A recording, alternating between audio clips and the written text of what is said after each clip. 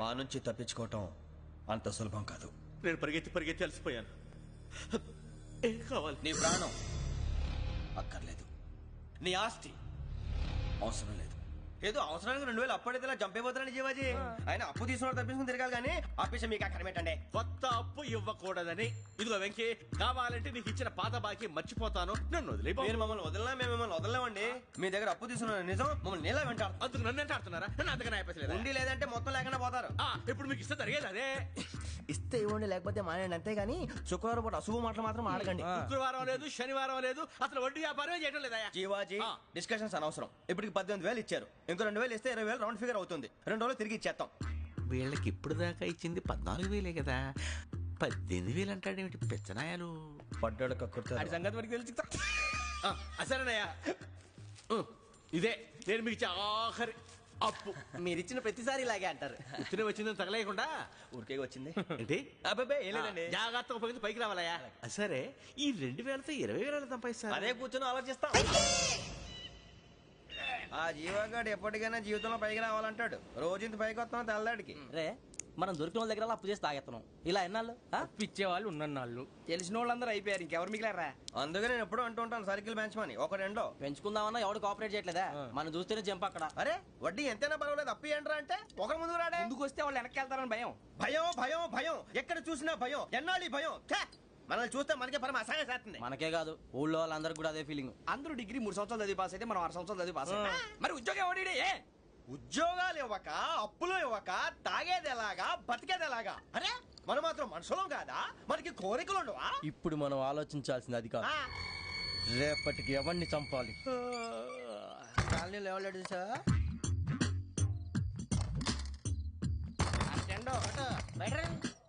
నువ్వా వెంకీ? ఏంటి వెంకీ ఈ టైంలో వచ్చా? నీతో మాడే పని ఉంది, దా చెప్తా. ఏ బాగా నిద్రొస్తుందా? సరిగానే రే, నువ్వు మమ్మల్ని చూసే తలిపేసావా? మామూలుగానే వేసాను. మామూలుగా వేసేవాడివి. మీరు రావడానికి 1 నిమిషం ముందో, మేము వెళ్ళాక 1 నిమిషం తర్వాత వేయాలి కానీ రాజా.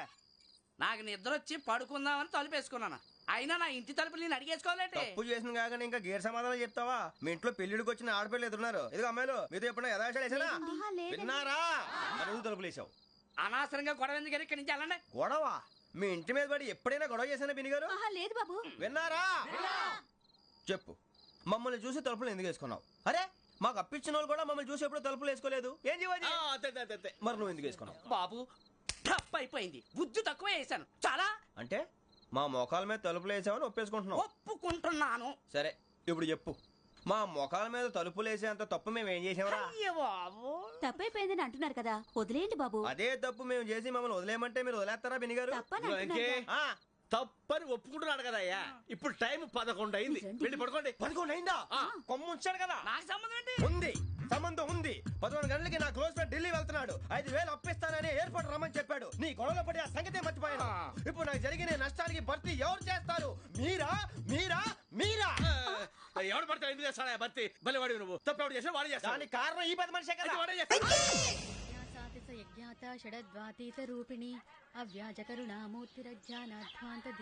బీరు రమ్ము కలవకూడదు, తలకే పట్టేసింది. ఏంటే చదువుకుంటున్నావా? చదువుకో చదువుకో. దేనైనా వెనక్కి తీసుకురావాలం గానీ పోయిన కాలం వెనక్కి తీసుకురావడం ఎవడి వల్ల కాదు. టైం విలువ గురించి నువ్వు మాట్లాడడం నువ్వు ఎలా పోతే నాకెందుకులే. ఏమ్మా నీ పూజ అయిందా? తలకే పట్టేసింది, కాస్త మజ్జిగుంటే ఇవే. మా నాయనే అందరూ పొద్దున్నే లేచి టీలు కాఫీలు అడుగుతుంటే నువ్వు మాత్రం మజ్జిగ అడుగుతున్నావురా. కాఫీలు టీలు తాగే స్టేజ్ వాడు ఎప్పుడో దాటిపోయాడు. రాత్రి తాగింది దిగాలంటే మజ్జిగే తాగాలి. నువ్వు తల దించుకోవడం ఎందుకురా? నీలాంటి యదవనగానందుకు నేనే దించుకోవాలి తల. రాత్రి సుబ్బారావు గారి ఇంటి మీద గొడవకి వెళ్ళేవంటగా. అలా చెప్పాడు మీకు? ఏ మళ్ళీ గొడవ కెడతావా? నీ దెబ్బకు భయపడి రాత్రి తలుపులు తీసి పడుకున్నారంట. తెల్లారగా టైంట్లో దొంగలు పడ్డారు. ఆడింట్లో ఉందిలేండి పట్టుకుపోవడానికి, అక్కడ కూతురు తప్ప. ఎన్నాళ్ళు ఇలా బేవర్స్గా తిరుగుతావురా? ఇన్నాళ్ళని ఏం ఫిక్స్ అవ్వలేదండి. చిచి నాన్న, అమ్మా, కంబైన్ స్టైల్స్ కి ఫ్రెండ్స్ ఇంటికి పిలుద్దాం అంటే వీడికి భయపడి ఎవరు రావడం లేదు. నేనే చేశానే? వాళ్ళ వంక అదోలా చూస్తున్నావంట. గొప్ప ఫిగర్లని అదోలా చూస్తాను. ఏదో మోహాలు వేసుకుని చదిగా. ఆ గొంతు ఆ వాలకం చూడలేకపోతున్నాను రా బాబు. చిన్నప్పుడు వచ్చి నా అలాగే ఉన్నావు, తెగ ముడిచిపోయారు. ఇప్పుడు నచ్చట్లేదు నాన్నగారు మీకు? నేను ఎదవలతో డిస్కస్ చేయను. నేను చేస్తాను. మీరు చెప్పదలుచుకుంది ఏమిటో చెప్పండి. ఇంకా చెప్పేదే ఉంది. నువ్వు ఇలా గాలికి తిరుగుతుంటే నేను తిండి పెట్టలేను. నాన్నగారు ఇప్పుడు శుక్ర మహాదశి 4వ పాదంలో ఉంది. నేను ఇప్పుడు ఏం చేసినా కలిసి రాదు. శనిగారు సెంటర్ లో కాసేసి నన్నే చూస్తాడంట. వాడు అలా సైడ్ అయిపోయి నేను ఏదో ఒకటి అవుతాను కదా, మీరు కంగారు పడకండి. ఇవన్నీ ఆ జగదాంబ చౌదరి గారు చెప్పాడా? వా, జేసీ గారిని గాడు గిడు అనకండి బాబు, మీకే మంచిది కాదు. అబ్బా ఊరుకోండి, ఎవరి నమ్మకాలు వాళ్ళవి. ఎరా ఇంతకీ ఆ శనిగాడు సైడ్ కి ఎప్పుడు వెళ్తాడంట? నేను పోయా. నువ్వు సెంటర్ లోకి రావాలమ్మా. మరి ఆ గురువు సెంటర్ లోకి ఎప్పుడు వస్తాడంటావు? అవన్నీ మనకి తెలుస్తాయి అంటే జేసీ గారు తెలుస్తాయి. నాన్నగారు ఒక 1000 రూపాయలు ఇవ్వండి, దక్షిణ నుంచి అన్ని అడిగేసి వస్తాను. ఎదిగిన కూతురు గుండెల మీద కుంపటైతే నీలాంటి బేవార్స్ కొడుకు క్లైమోర్ మైన్స్ లాంటి వాడు చీదరిదుడా. ఆ జేసీ గారు పోయాక వీడు నేను అమ్మ నువ్వే ఫీల్ ఓకే. ఆయన కావాలని అంటున్న మాటలు కాదు, ఆయన దేవుడు. కానీ ఆ శనిగాడు ఆడి కాన్సన్ట్రేషన్ అంతా నా మీదే పెట్టేశాడు. మరి ఇప్పుడు ఎలాగరా నాన్న? ఆ పని మీద డబ్బులు అడుగుతుంటే ఆయన ఇసుక్కుంటున్నాడు. పోనీ నువ్వేనా ఇవే? నా దగ్గర కూడా లేవురా. తెలుగు భాషలో నాకు నచ్చని ఒకే ఒక్క పదం లేదు.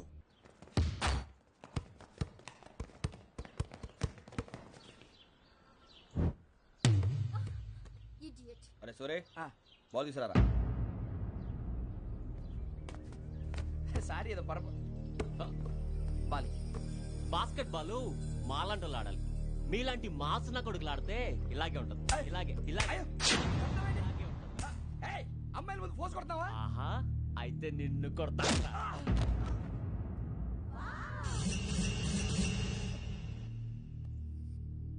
వాడు అమ్మాయిలు ఉన్నారని చూడరా ఎరా రెచ్చిపోతున్నాడు. బాస్కెట్ బాల్ మీ వాడి ఆట కానీ మీలాంటి మాసోళ్ళు ఆడే ఆట కాదు అంటున్నాడు రా. రే ఇంత ముందు 2-3 సార్లు కూడా ప్రతి విషయంలో జోక్యం చేసుకుని మనల్ని కొడుతున్నాడు రా. వాడిని ఏదో ఒకటి చేయాలరా, వాడిని వదలొద్దు.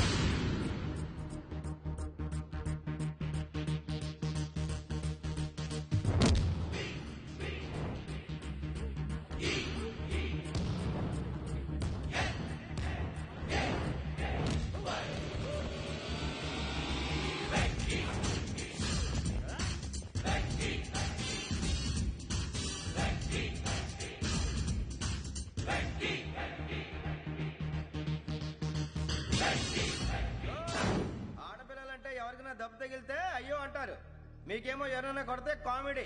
కొట్టిన వాళ్ళు మీ దృష్టిలో హీరోలు. ఇప్పుడు నేను పచ్చడి పచ్చడిని కొడేస్తాను, నేను హీరోని అయిపోతానా? అయిపోతానా? ఏంట్రా రెచ్చిపోతున్నావు? మాకు ఛాన్స్ ఇవ్వా? అసలు వచ్చిందే నీకోసం. మా ఓటు బ్యాక్గ్రౌండ్ తెలియక అడమే చేసావు. ఇప్పుడు నీకు అప్పుడు అయిపోతున్నా రే. వాడి బ్యాక్గ్రౌండ్ సరే, అసలు నీ బ్యాక్గ్రౌండ్ ఏంట్రా? నాకు సెపరేట్ బ్యాక్గ్రౌండ్ అంటూ ఏం లేదురా. నేను ఎక్కడ నిలబడితే అదే నా గ్రౌండ్. అంత పొడింగువా? తెల్దా?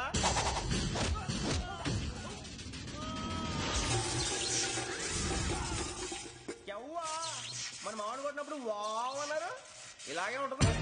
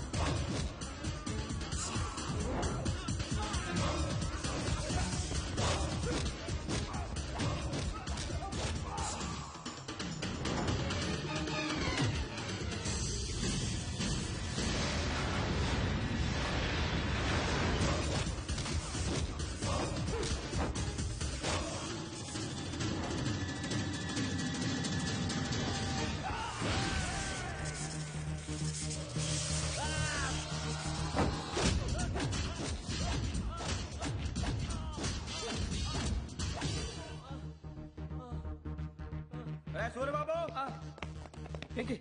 ఇందాక నేను కొట్టినప్పుడు నీకే అనిపించిందిరా? కుమ్మేయాలనిపించింది. మరి కుమ్మే. అమ్మో కుమ్ము. రేయ్ నిన్ను అమ్మాయిని ముందు పట్టుకొని కొడతాను. అలా కొడితే ఏ తగ్గుతుందిరా ఆడికి? అసలు ఎక్సైజ్ బాడీ ఏదవుది తప్ప చెప్తాను. కొడితే మడతడిపోవాలి. మాస్తో పెట్టుకుంటే మడతడిపోద్ది. ప్రపంచంలో ప్రతి వాడు ఏదో పని చేసుకుంటున్నాడు, మనం తప్ప. మా కాంట్రాక్టర్ తో చెప్పి పని ఏదైనా ఇప్పించరా? ఎలాంటి పనులు మేము చేయం. డిగ్రీలు బిఏ, నేను ఎంఏ. ఇలా ఇచ్చాడేంట్రా? అయ్యి బాబోయ్, ఇంకేమైందిరా? మడతాడిపోయిందిరా బాబు.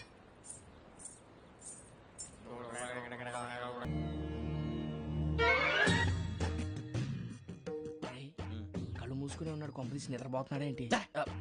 ధ్యానం కళ్ళు మూసుకొని ఎవరినో కాంటాక్ట్ చేస్తున్నారు. అవునా? అబ్బా. రామ్ ప్రసాద్, నీకు నిజం చెప్పాలంటే బాధగా ఉంది, కానీ చెప్పక తప్పదు. ఎందుకంటే అది నిజం కాబట్టి. Correct sir, correct. ఏంటి సార్ అది?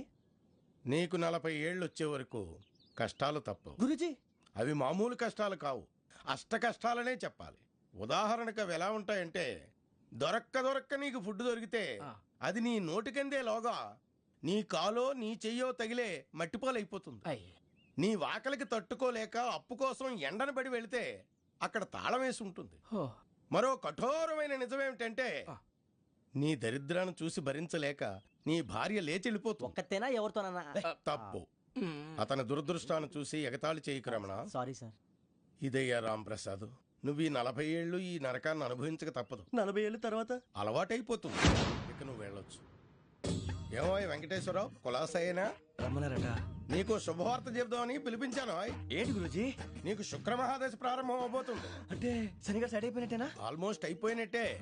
మీరంతా టోపీలు పెట్టుకునే ఉద్యోగాలు కూడా చేసుకుంటారు.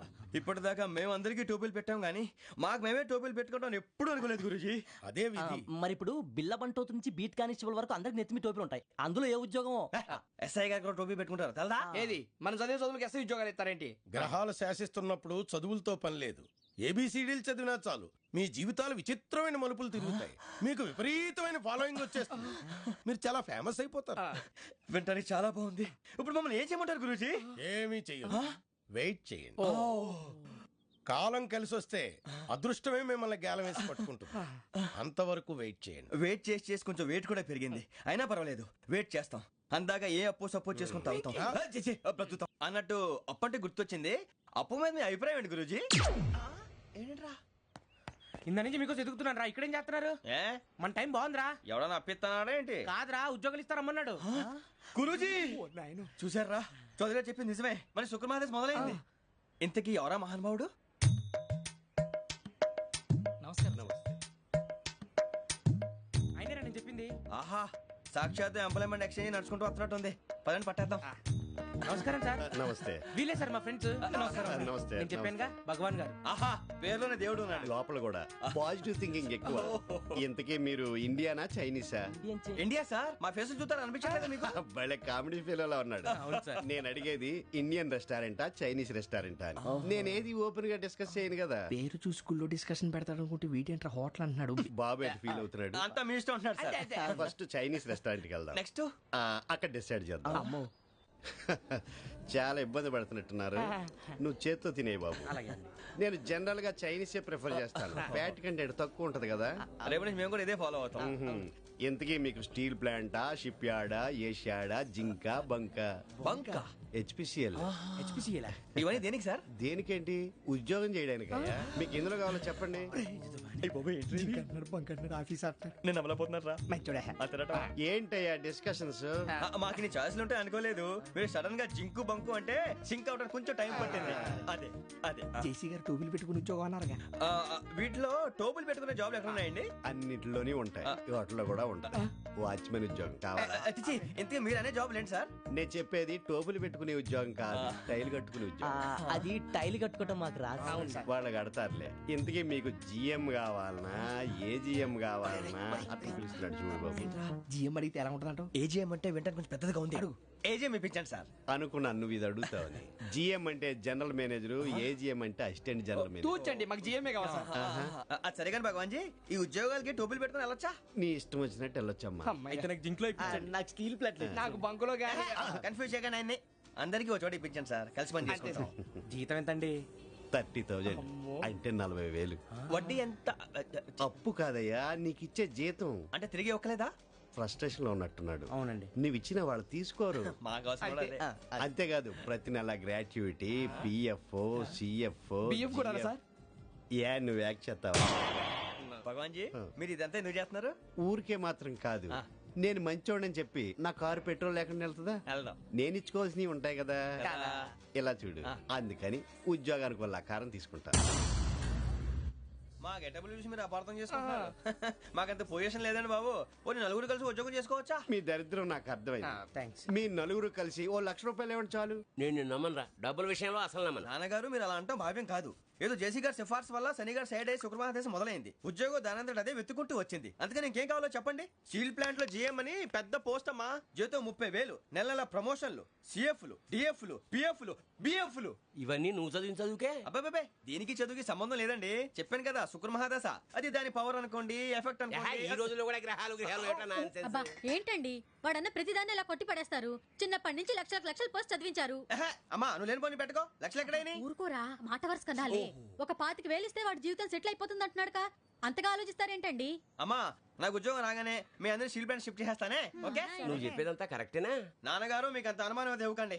సర్లే, ఇప్పటికిప్పుడు అంత డబ్బు అంటే కష్టం గానీ నా కెనటిక్ హోండా అమ్మాలి. నాకు తెలుసు మీరు ఆ నిర్ణయం తీసుకుంటారని. అందుకే పార్టీని పట్టుకొచ్చాను. బయట వెయిటింగ్.